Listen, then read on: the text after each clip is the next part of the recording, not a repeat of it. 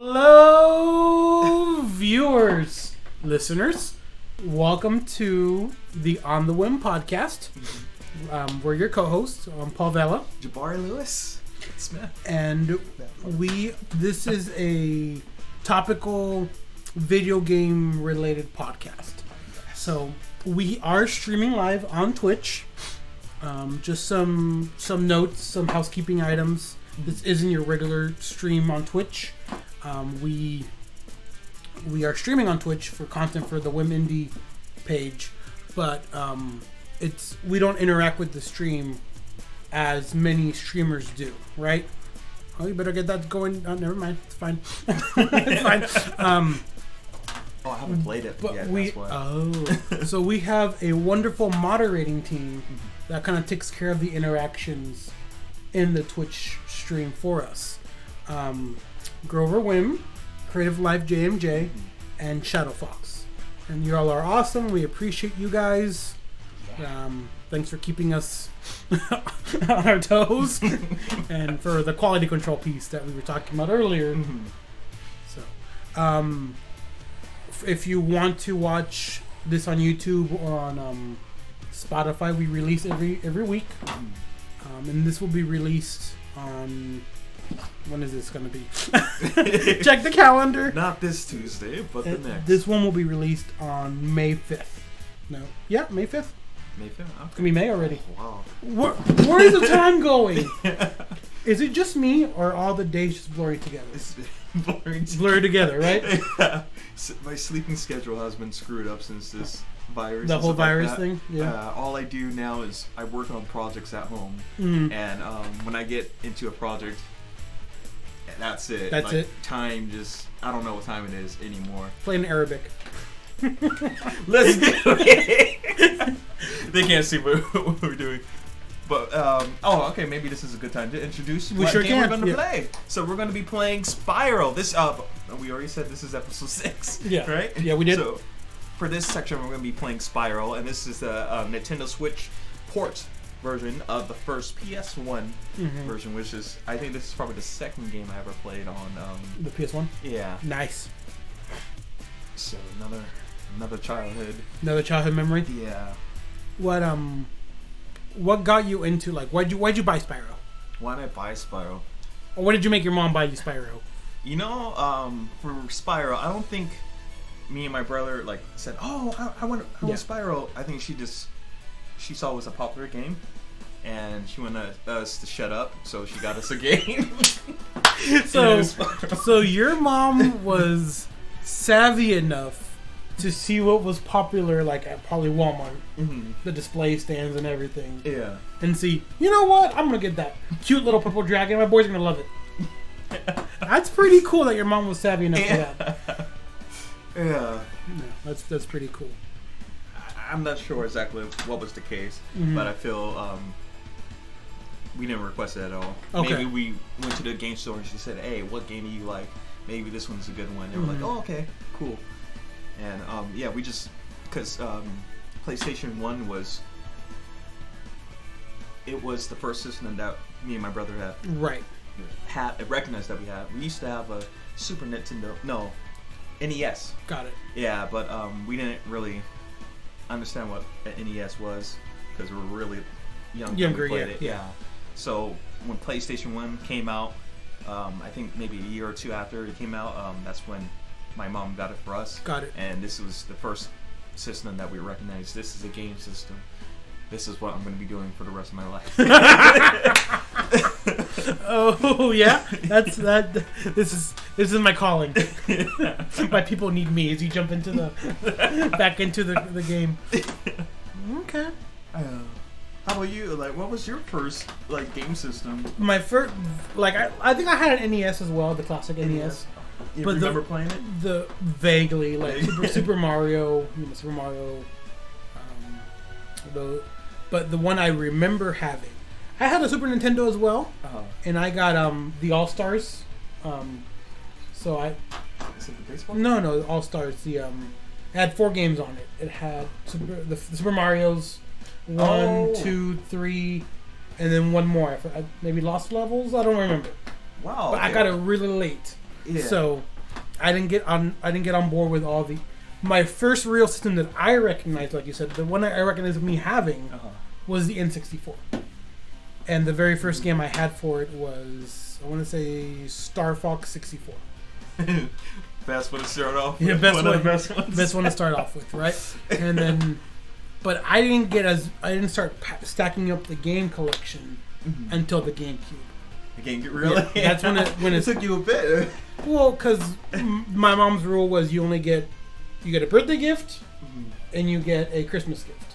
So in theory, I had to pick wisely what 2 games I would get during that console's lifespan. Yeah. So the console in one game was one gift, was like a combined gift. Yeah. Birthday and Christmas, right? My mom kind of did it. You know, I grew up poor, so. Then after that, for the life of that console, I would get a game for each birthday, and then it wasn't until I started, making money, like either doing chores, allowance, or just having a straight up job. Birthday money, people giving me stuff for birthday. Yeah. My mom's like, "You're old enough to know what to do with your money." I'm like, "No, I'm not. I'm buying video games." So that's what I did. Oh shit. So I remember going to there was in Redlands. I don't know if you know it or not. Next to Hollywood Video, so I'm really dating back. There was like a third tier GameStop. So it wasn't GameStop, it wasn't EB Games, it was the one below it. Called Shop Games. Shop Games, whatever, right? And I would go there, and I was a VIP, so I got the rewards card and the whole night. And I would buy games, there. I wouldn't trade anything in because I just hoarded myself, hoard all my games. But I would go to Hollywood, the place next to Hollywood Video. Did you get come up with the name? Pokemon Leaf Green from there, right? H Game Crazy? Maybe. Oh, yeah, Game Crazy. Game Crazy. Okay, I remember that I place. remember. Yeah, it is. Game Crazy. That place. Okay. Yeah. I remember. Oh, that's right. There was a Hollywood Video right there. There was a Hollywood Video. I think it's an AutoZone now. Yeah. how the mighty have fallen. So, that's the GameCube's the first console I recognized, and I started building a collection of games for it. But Man 64 was my first console, my first real one. So they've been watching the Spyro background for a while. So you're welcome to get started. Your very first actually playing the game. Jabari, don't tell me you're like Grover, who's just hoarding games, hoping and praying for the time to play them. That's exactly what I do. I just buy the games ahead of time and hope for the best. But here's an idea. Why not wait for the price to go down, and then when you have the time, buy it then? I wasn't thinking, Paul. Who thinks when one of their childhood games just comes available? I do think. See, you're abnormal. We don't think in America. We just do. Trump. Stop it! We are not going political on this podcast. Okay. I promised myself I wouldn't say it. I wouldn't say it. I'm saying it. Please, listeners, viewers, do not inject yourself with disinfectants. Please. And that's it. I'm not going political. I'm done. Okay. We're done. Okay. But something worth side note. We already touched on it. On life living with the coronavirus, COVID-19. What's gonna change? Something's gotta change. We can't keep going life as it was before COVID-19. Right? Things have to change. Mm-hmm. But let's talk about the how it's gonna change life for someone like us, right? We're gamers, right? The gaming industry, but the entertainment industry, like what's gonna change? Like Disneyland and Disney World aren't gonna open until like they're saying as late as the holidays all the way up to next year. Wow. Movies are getting pushed back either later this year or next year. Yes. And a few podcasts ago, I think episode 4 or 3, we talked about games getting pushed back, like Last of Us, and the next console generation might get pushed back as well. Yeah. Just because there's people can work from home, yes, but you still need that interaction, collaborative, in person, right? Mm-hmm. Is it trying to tell you what world to go to? No, I'm trying to get used to the controllers. Gotta rescue Nestor, huh? Mr. Nestor, first dragon. Is he friendly? I think they're all friendly. Thank you for releasing You're a dragon Spyro. too. Free 10 dragons in the artisan world. But he looks like Find the balloons. a bad, you know what? Why do you look puny? He looks vicious though, but he looks like an attack chihuahua. Yeah, there you go. He's the chihuahua of the dragons. Of the dragons. You're like Mushu from Mulan. Yeah. But a little bigger. There's a fairy? Fairies! Fairy! There we go. Fairy got parents! Are they friendly? Those guys? No, they're not friendly. Did you run this fast in the old game? Yeah. Did you? And this, it's like they created it on Unreal or something like that. Yeah, it looks like Unreal. So there's a lot of like detail and stuff. Run away! You fucked them. Yeah, the last time Are those horns you have? Yeah. Okay. You horned them? Yeah. I remember just this. The only thing I really liked about this game was, I remember doing is just running and chasing after these creatures with eggs. That's all I like to do. I never beat the first one ever. But I beat the second one and the third one. You okay? Yeah. So you're hoping to beat the first one? Someday. When you have time. When I have time. It was time now. So what do you think? Is the world going to be different post COVID-19, or is it going to be like everything else in life, and we're going to go back to living life like it was and nothing changes? I'm pretty sure this is going to change everything. I'm not sure if it's going to have a deep effect on our change, a deep change for everybody. Mm-hmm. But there's going to be something that sticks with this whole thing. Go back and get for this example, treasure chest. I thought I got him. No. You went. Where am I? Go left. Oh. You're welcome. I ran right by you missed some treasure too. Did I? No, it's not. Okay. So it comes to you at Okay, got it. Like, I think Americans wearing masks, like in Japan. I think I mentioned this earlier. We did a couple podcasts ago. Yeah, it's normal in Japan. If they feel sick, they'll wear a mask over the face, and they'll go out in public wearing the mask. That's just socially responsible, though.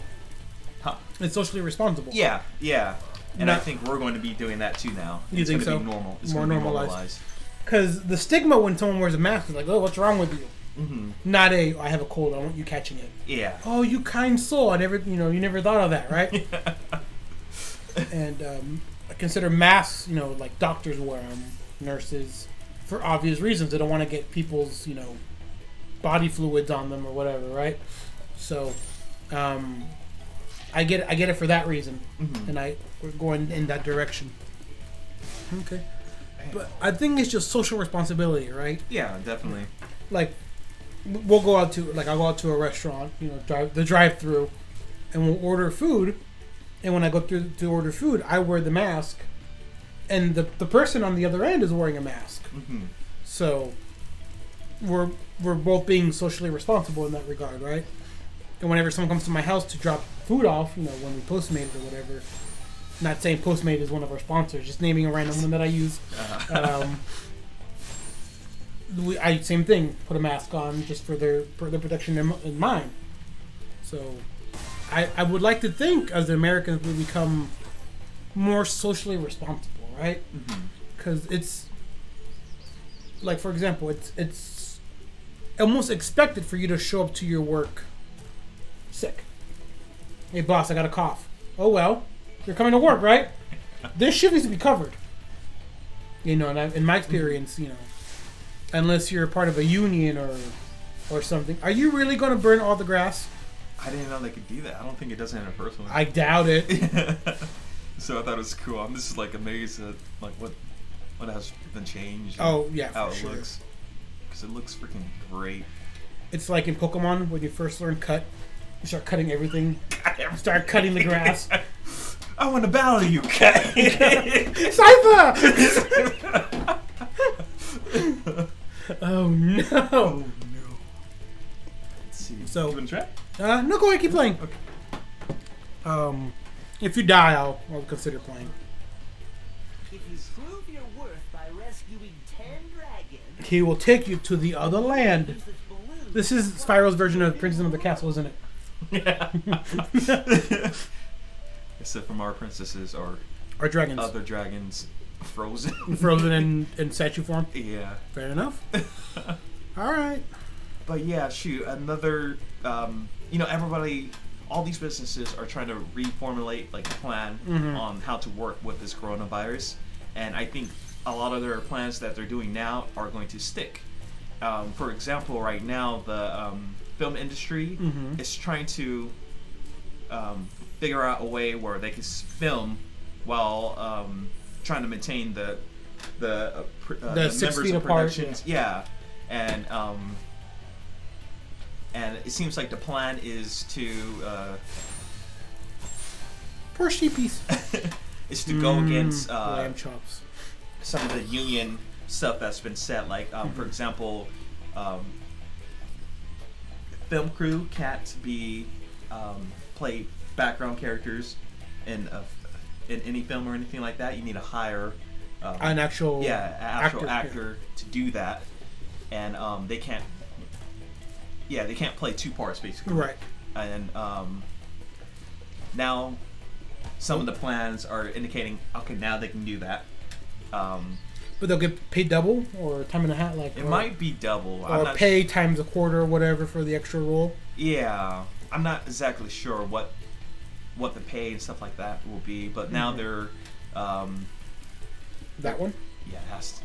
I've been looking for where's the first level right here at the beginning of it. Oh, that was sad. But this means for background actors and stuff that there's going to be less work out there for them.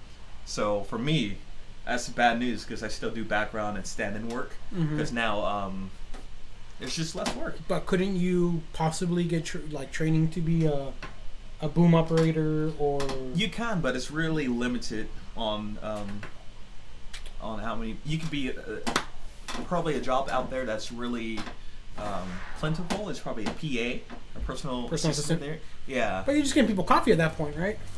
Yeah, you're just helping. Where is my latte? This is not a double espresso macchiato.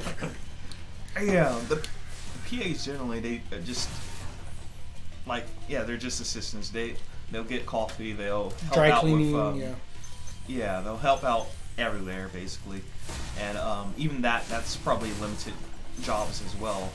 And there's probably going to be less PAs now since there not going to be as many background actors and just people in general on set. Right. So it's interesting on I like his little dash. Huh? I like his little dash.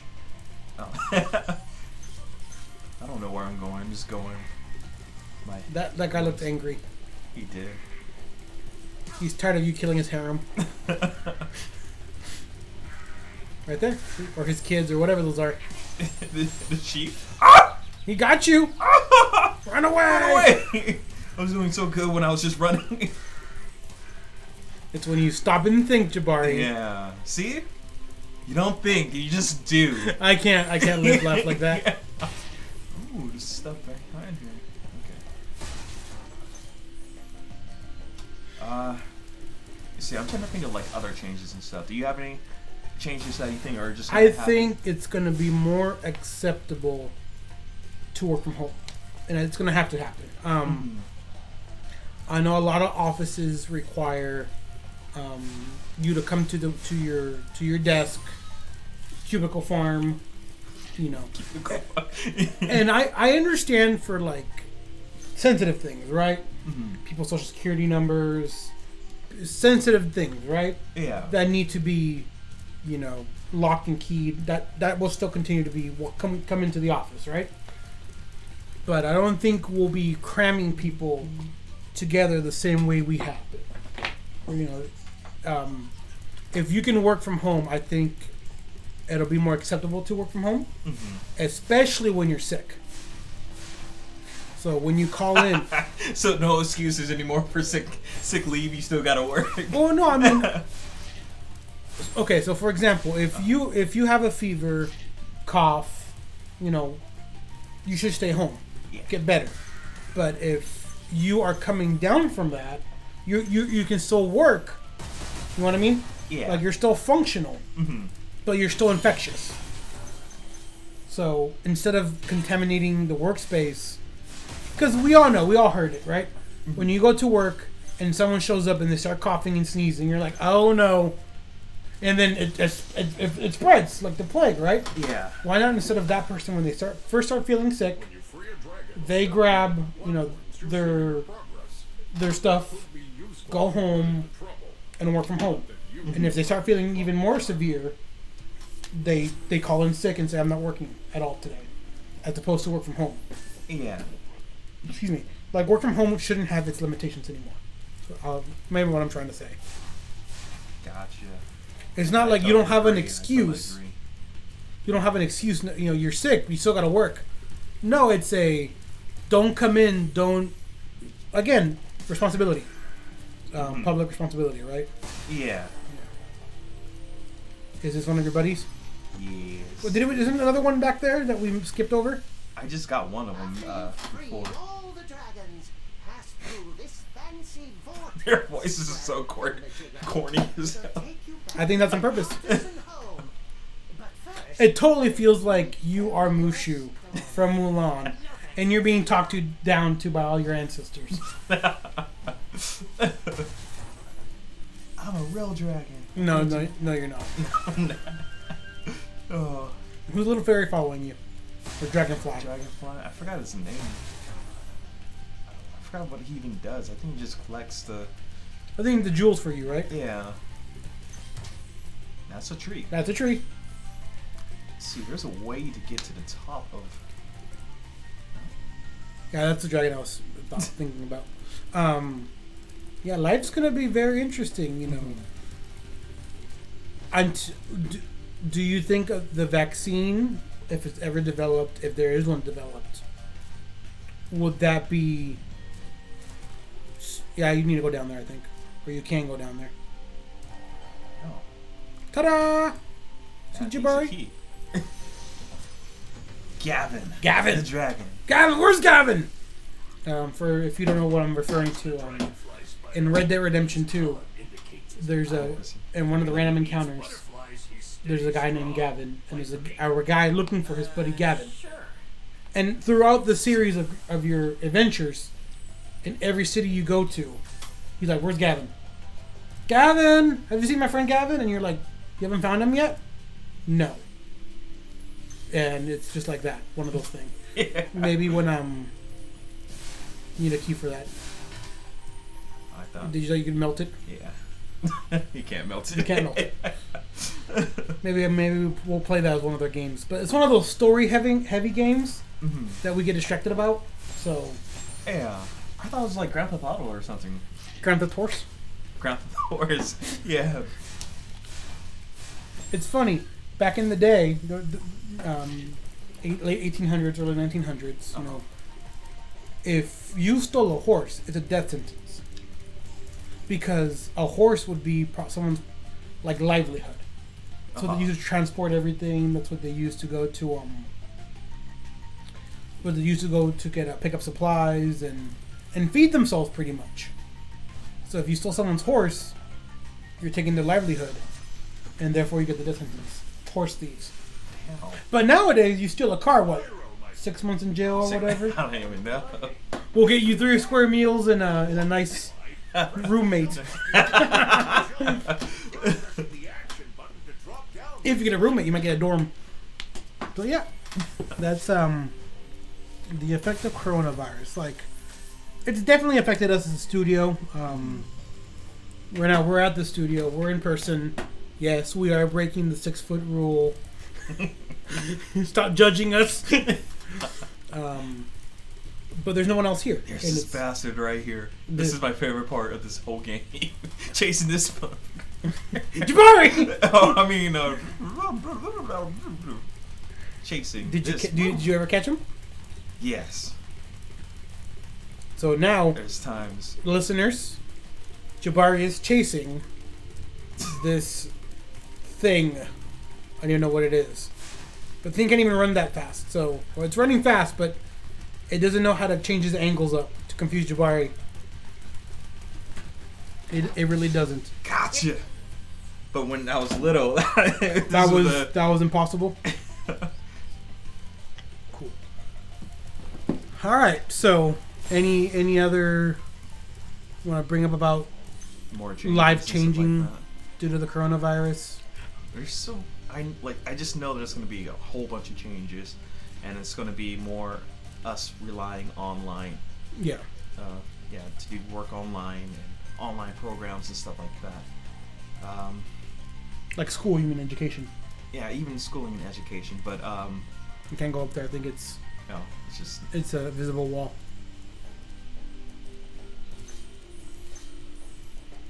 Little gemstones everywhere. It's pretty cool. I'm wondering how valued education will be if it's done online. Yeah.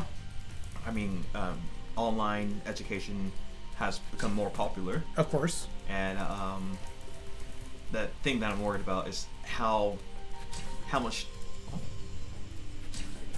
Oh, okay. I gotta figure out things. How do employees look at employers? Yeah. Yeah, employers look at credentials from an online class. Fair enough. It depends on I think it all comes back down to what is that paper worth, right? Because at the end of the day, your diploma, your certificate, whatever ends up being, I think you're gonna run into an invisible wall because of these. Yeah, I'm just checking the whole area. I think it's gonna come down to because once you have the diploma, you have the diploma. I think, right? And whatever field you're part of will respect that diploma for what it is. They're not going to ask you, was this all done online? You will be able to share what projects you were part of and what you contributed to those projects. Because you still work online, you still work collaboratively with people. Yeah. There's ways to collaborate through, now Zoom, right? Telling you, Zoom should have bought stock in whoever owns that company. I know, yeah. But whoever, the collaborative piece, what did you get out of your program, right? Like, for example, when I get my master's degree,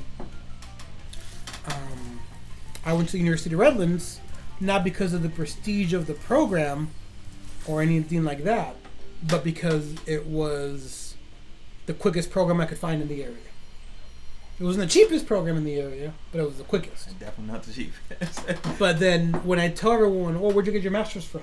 University of Redlands. Ooh, fancy. And I'm like, no. And then, the prestige of it, right? Yeah. So I don't think employers are going to value your experience more than they're going to value your degree. Your degree.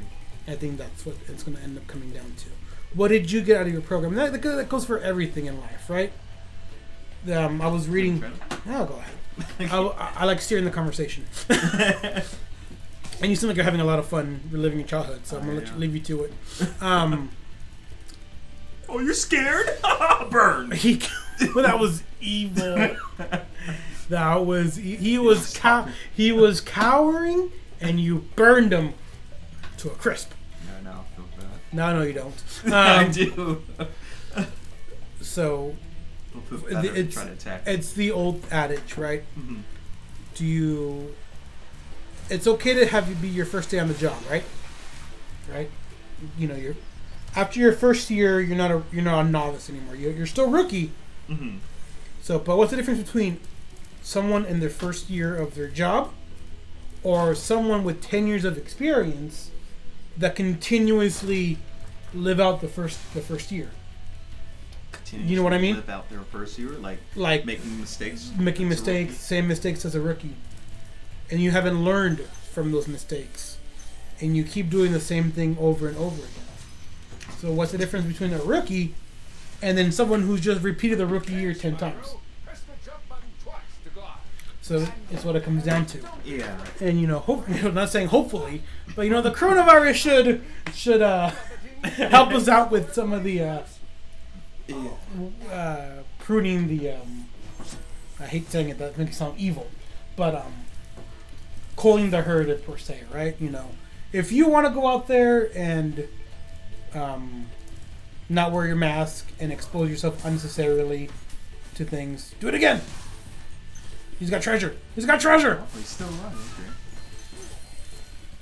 Finish him. If you want to expose yourself to the virus, now take universal precautions and washing your hands and stuff like that. It's kind of life finds a way. To quote Jurassic Park, to the town square. Are you gonna go out to try that? Do it, just do it, Jabari, and make yourself feel better. Little Jabari would have probably failed that. Can you glide onto the ridge? Whee! Ha! Wrong game. Wrong console.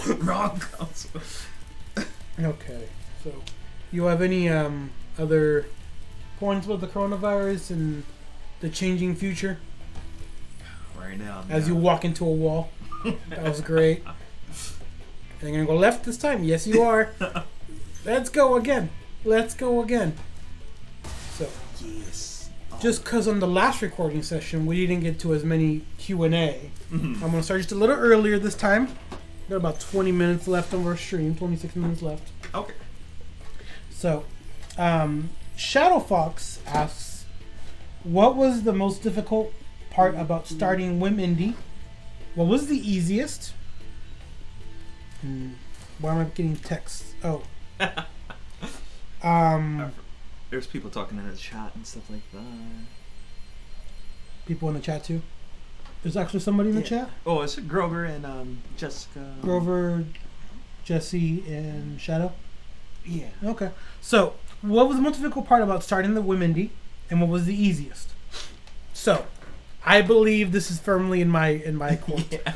So let me just start off by saying how I got involved with Whim Indie was originally to help consult Grover about onboarding, about paper contracts, get everything done on paper. And when I first started, to be honest, I showed up to help Grover clean up the studio, version 1.0. The building we're in right now, the thing we're recording right now, it's the second iteration of the studio. Because we moved from up there, on the property we're on, there was two buildings. There is two buildings. The building we're at in San Bernardino is the larger building was the record store, right? The music store. Yeah. If you wanted to find the music of the day, you went to Groove Time. That was the name of the shop, right? And apparently you could name the tune, hum it or whatever, and the people who worked there were so good, Grover's dad mostly, and people he hired were so good they could tell you what song it was from, who the artist was, and the whole 9 yards, right? Like, I go out with Grover's dad, we hang out, and people recognize Grover's dad just randomly. There you go. See, was that so hard? I've never seen that before. It's probably new. Up there? Can you go up there? Let's see. Jump, Spyro, jump. I think I just need to glide over here and go farther into the... There it is. Hi, are you scared? I mean, wouldn't you be? Yeah. And then he peeks out and BAM! Yeah. Right in the kisser. And in the water. So I'm assuming you're a dragon, so water kind of kills you. Oh yeah. I don't think they can swim. He's the chef. Yeah, it's cake. Cake! The cake is alive. Did he just scratch himself with the... No, I don't want any of that cake. I still eat it. So, for me, there really wasn't a... when Grover kind of bestowed upon me the title of co-founder, it was kind of like, what do I do with this? What I do? And again, my original job was onboarding people. And sometimes, for me, that's the hardest part sometimes, was getting people to stay. Because during those first days of the studio, the people that were working on the projects, they saw a contract. They were like, "Yeah, I don't want to do this no more." Like it became real. Yes. And I think that's a big thing when it becomes real. It stops being fun. I think, when people start talking money, people start talking percentages, profit sharing. They're like, "That's too much. I'm not trying to do all that." Yeah, especially the consequences that comes with contracts and stuff like that. And then when they take the pen to paper, they're committing to that. Then now they have a part to play. It just isn't I'll do this when I want to and show it when I want to. Now, there's people relying on you and expecting you to do things. And some people aren't ready for that responsibility. So that's my hardest part, The easiest part, I don't know. It just really, I don't think I have an easiest part by definition. I think I've got the onboarding process down to a science. So for me, just having the paperwork getting sent out and filled out is not as arduous as it was before, but I still find myself having the same issues. But Jabari, you played a part in the founding of the studio too. I mean, you're a co-owner now, you're a co-administrator now, but you saw the studio being founded pretty much. How did you see it all come together from like the outsider perspective? And I can take over if you get distracted from me playing if you're playing. So for me, when I came into the studio, I knew Grover in high school before he started this whole thing, and I was playing one of his first games that he's ever made, and I was kind of just testing it and playing through it because that was the first time that I ever met a game developer who actually makes games. Right. So just seeing how the process goes, seeing how just me saying something could change it later. He could just do that. It should have voice acting. That's what it. Yeah, he drowns. Well, yeah, he drowns. Damn. But yeah, eventually, he was talking about. Oh, okay. I don't want to say his game because I think he's embarrassed. Oh, he's very embarrassed by it. I thought it was the best thing ever. The game that must not be spoken about. Yes. I thought it was the best thing ever, but he was talking about a new game and I guess new characters and stuff like that. And I was like, hey, was this in high school still, or was this in college? This is in high school. I think this is in high school. Because we're talking about the birth of Teletria, right? Yeah. College. Yeah, and I told him, hey, you should make a game with voiceover. And he's like, oh, okay. That'll be easy. Yeah. And, because at that time, I was really into voiceover acting. Because that was me living in Highland, Redlands area, being an hour and a half away from LA. Right. And being young, having no car and stuff. The only acting I can really do is stuff that's locally. Right. Or stuff that's online. And I was really interested in voiceover at the time, and I had my own microphone and stuff. And I was like, hey, Grover, make a game of voiceover. We should have voice actors. Yeah. And he's like, okay. And then all of a sudden, he was serious. I was like, okay. But that's how Teletria kind of came about. I remember he was asking people for, we got into a group, and he started forming basically a team of people to work on the game. And we're using this chat form. And one day we got together and just started talking about, hey, what should we name this game? And as I recall, this happened at Chipotle in Redlands, right? No. This was all online. All online, okay. Yeah, this was all online. And yeah, for me, that's how this studio kind of started, in my opinion. Or, well, for me, that's how it started. Right. For you guys actually, apparently he asked for assistance to clean the area, and that's when he decided to make it a studio.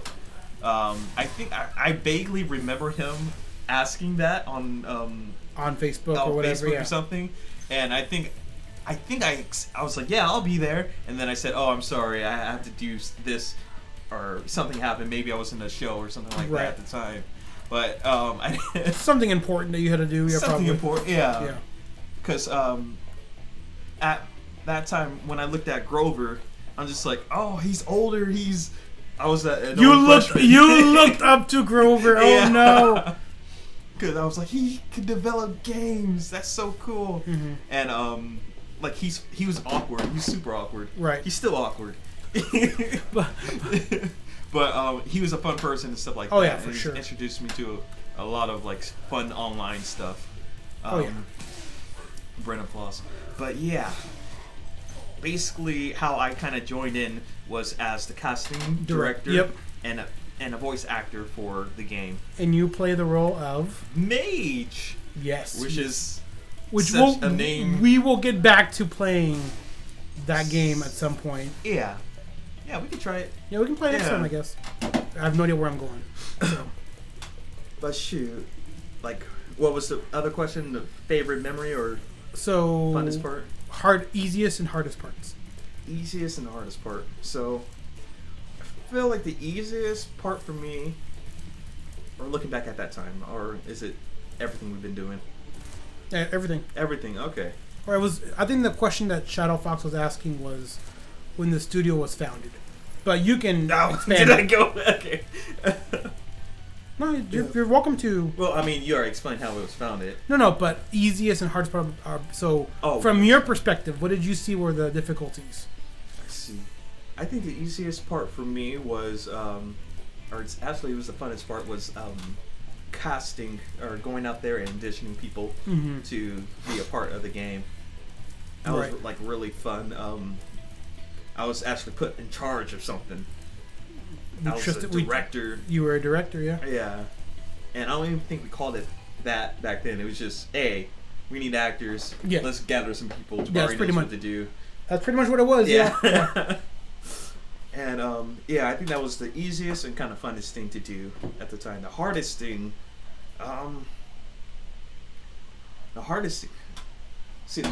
right now for me is finding the time to do The things we need to do. the things we need to do. Agreed, Marketing wise, Mhm. there's so much into it. Right. You can say, oh yeah, we have a marketer now, so everything should be fine. But no, there's so much work put into it. It takes me a long time to develop a plan because I want it to be good. I don't want it just to be something that we create quickly, not really think about it, and then try to enforce it and make money on it. The plans that I develop, it takes me a long time because I want it to work, Of course. and I have to do the research to. Must do research. I have to do the research to Frog, where'd it go? assure that whatever we do works, or at least has a higher percentage of working. Right. And Of course. yeah, and with marketing, you could say marketing just one word. That's really broad. Mhm. Marketing is so much more. There's PR. There's No, marketing is an umbrella term for sure. yeah, exactly. And for me, like we have 2 dedicated marketers, right?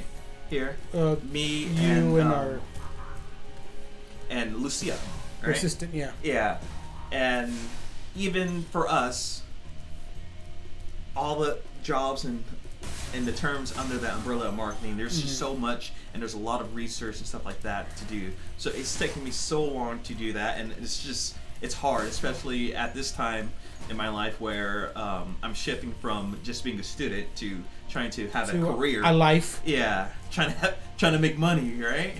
Yeah. What a concept. Yeah. But what was the hardest thing for you as an outside perspective? Like, what could you see when the studio was starting up?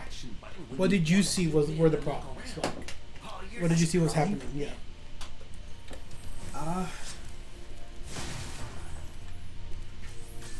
Let's see. I'm trying to think because I was never concerned about the money because I wasn't a part. I wasn't the founders that were. Okay. I lived.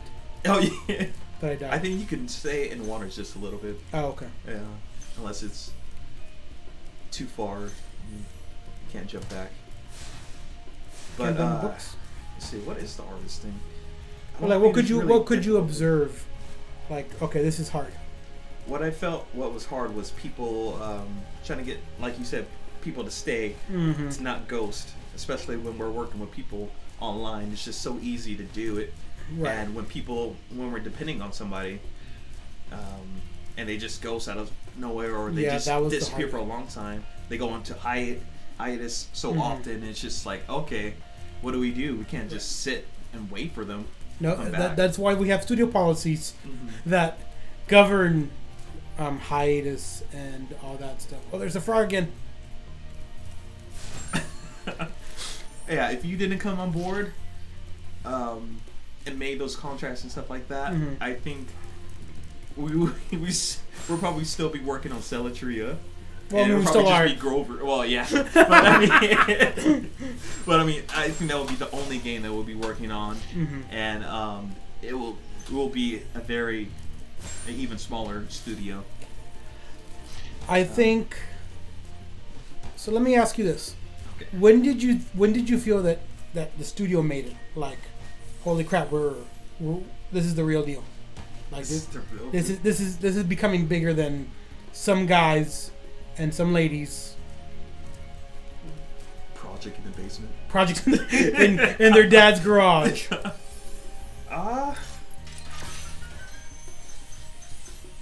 When I felt it was when we started reaching out to people that were not our friends, people that were. Okay, I see what I have to do now. You see.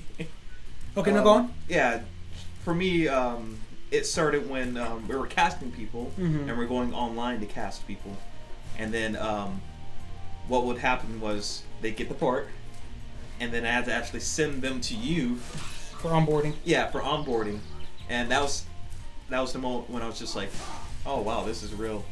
Like we have a dedicated HR department. HR department, contracts and all that. I was just like, wow, okay. For me, it became the real deal when a professional voice actor, not just amateurs who are trying to get into the industry, that's calling an amateur anything, but with someone with actual credentials, someone with actual experience, said, "You guys got your stuff down," and I'm like, ding, ding. And Paul's heart size grew 3 times size that day. So, for you, it was with the actors as well? Well, yeah. We don't know. Well, I mean, my biggest thing was going to E3. I mean, when we got recognized that we are part of the industry and we are going to E-freaking-3, I was like, you know, got us. Whoever's in charge of it just smiled on us, you know. So, that's when it became real. So we've talked about E3 real quick, but Grover wanted to ask what was what's our favorite E3 moment? Favorite E3 moment, huh? That is a big.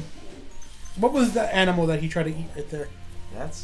Is that a weapon or is that a? That's a weapon. That's a big chicken weapon. And suicide.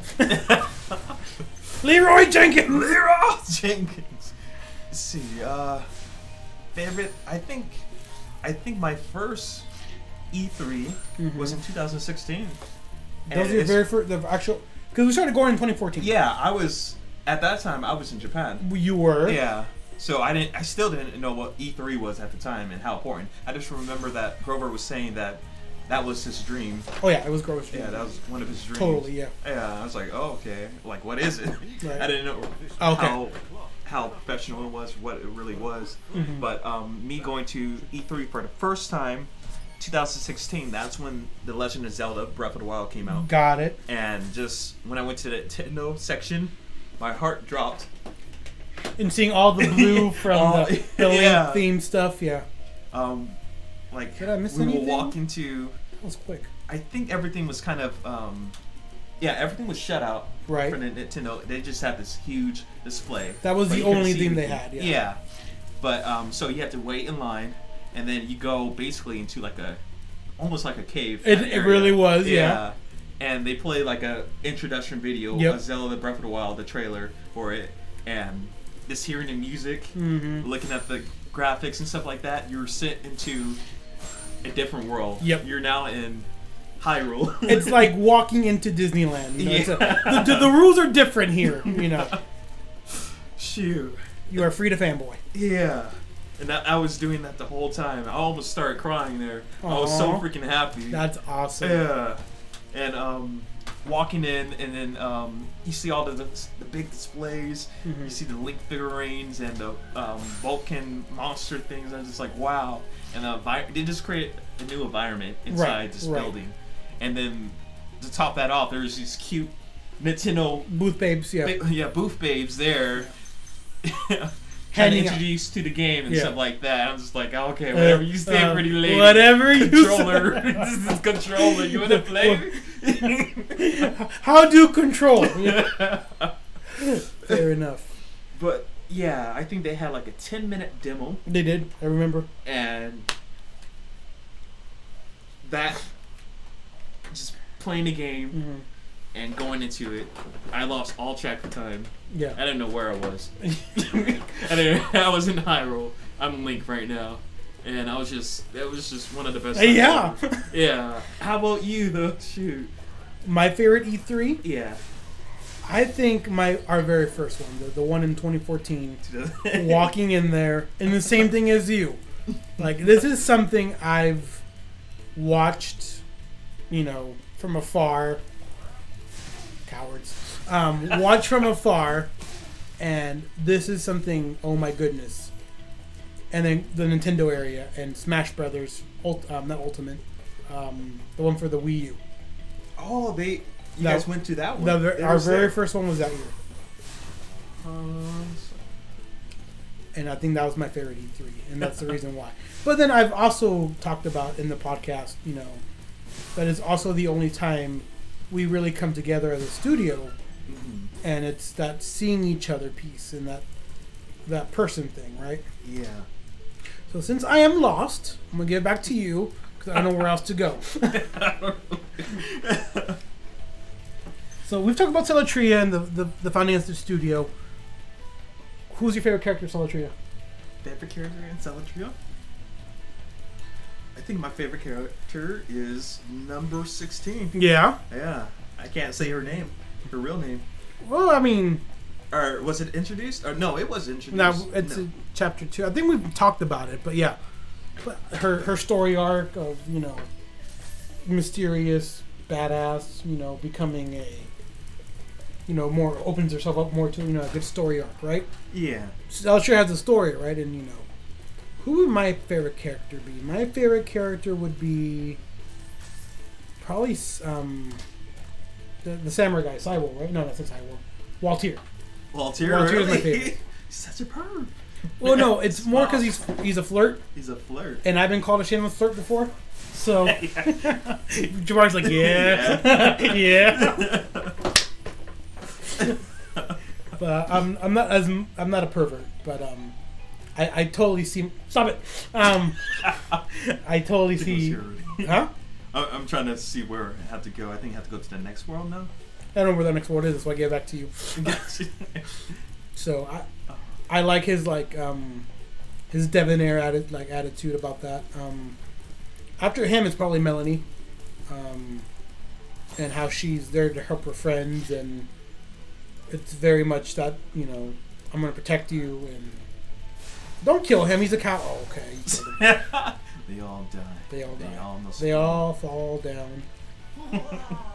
I see you may travel. I've been rescued. You must rescue at least 10 people before I take you to the next person.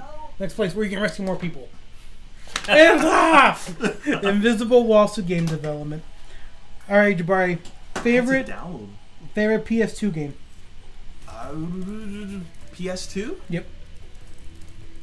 There's so many good games on PS2, and I'm having a hard time remembering them. I remember, I think Jack and Dexter 3 was on there, and I really loved that. What was the game that was my favorite? Do you have one already? PS2? Yeah. Battlefront 2, probably. Battlefront 2. Battlefront 2. Star Wars Battlefront 2. I played that for so long. Ace Combat 5. Oh. But I don't have, like I said last time, I don't think those were PlayStation exclusive. It's okay. Favorite N64 game? N64 game, okay. This is the rapid fire. So gotcha. Legend of Zelda, Ocarina of Time. Ocarina of Time. That's my all-time favorite. Mine is Mario World 3? No. 3D, the 3D one. What's it called? 64. And thank you. It's my favorite game, and I can't remember the name of it. I also like the pod racing game. The pod race? Oh, no, yeah, that's fun, yeah. And that's coming out on the port for the Switch. Yes, so we might play that and race each other. Yes. Yeah, we'll do that. That was the first game that ever made me rage quit. I see that. When the boba lighted you on fire? Huh? When the boba lighted you on fire? It was just a race that I couldn't win. Oh, yeah. And then... It got to that point, didn't it? Yeah. Where, you know, the race course was too confusing, too many paths and this and that. Rage. Okay. What is your favorite game growing up? Favorite game growing up? Legend of Zelda. How does it compare to your games now, your favorite game now? So how does Ocarina of Time compare to Breath of the Wild? Am I daring making that your favorite game? Or am I wrong? No, it's not my favorite. Oh, then what is your favorite game now? Favorite game now? I have to think. Oh my god, what is favorite? I haven't even thought about it, but I guess for Nintendo Switch, it probably is Breath of the Wild. Breath of the Wild. Yeah. Let's see. What? Yeah, my favorite game of all time is Mass Effect 2. Mass Effect 2? Yeah. And there's not even this current console generation. I don't really have a favorite game of this console generation. I know, right? So there's one guy I couldn't figure out in the last level, and we're running out of time anyway, so yeah. I think just the graphical improvement between the timeline, right? So the reason I like Mass Effect 2 is because of the story, and you feel meshed in part of a world, right? Uh-huh. And any game that can get you to feel that way, I think, would definitely be one of my top favorites. As a kid, are you really following the story? Do you really know what's going the ins and outs? I mean, I couldn't really answer that question. Mm. What's your favorite subreddit? Subreddit. So I don't use Reddit a lot. Okay. But when I do, I usually like to look at the Shantae subreddit, and that's because Shantae is a cutie, and they post pictures and stuff like that. There's a reason why it's popular. There is. But I'm a good boy. I'm a good Nintendo boy. Of course you are. I am. Even though you're playing PlayStation games right now. I know. I feel my favorite subreddit is Aw. It's gonna sound basic. You know what? Aw. AWW. Oh, okay. It's got cute animals, puppies, kitties, and it's one of those. I just need to not worry about the politics or the corona or needing to make money for life. Oh, you made it! I just need it. I'll go look at some cute dogs and animals, and for a moment I realized okay, the world is not as awful as it is. Oh no! You were watching. I mean, you joined. You like the. Do you need to jump on? Do you need to jump on all four to make something happen? Is that what the cold? It is. I forgot. I remember there was a portal. I just didn't know how to open it. Ta-da! So you play this actually? No, I just saw the glowing. And you reserve it there. And the gamer brain, I see glow. Okay, so there's 5 and only 2 are glowing. Let's jump on the other ones and see what happens. Favorite restaurant, and do you miss it? Favorite restaurant. I see. My favorite restaurant probably is Black Angus, and I miss it because of the nachos. Where? The nachos? Yeah, their nachos and steaks are pretty good. We're finishing up the podcast, so. And it's Morgan is here. Morgan's here. So that's our cue to end up the podcast. Yeah. But one final story for the outro. Uh-huh. It's called the break story. So my house used to be the place where we all gathered around. And my house was the place. One of the people that we were hanging out with was driving their car, and after we were done, we were trying to leave, and you're not gonna make it. I didn't know what was going on. I didn't know there was a timer. And when he was trying to leave, he got down maybe 1-2 blocks down the street, and he calls me and says, my brake pad fell off my car. Like, you could hold the brake pad. Oh my gosh. So he's like, I'm going to try to make it home. I'm like, no, you're not. Bring your car back here, drive slow, and I will call a tow truck for you. And that is the brake story. That's the. So I don't know if I'm going to end every podcast with a little like anecdote from my life. I could certainly try and come up with a story like that. Open for suggestions.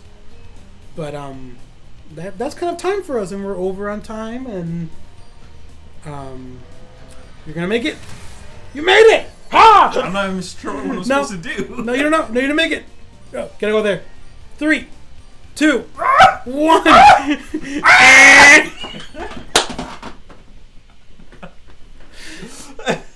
Listeners, viewers, thanks for watching, listening.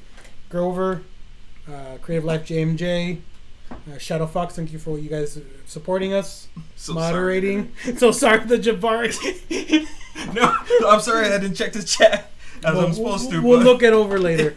All right, guys, thanks for watching the On the Whim podcast.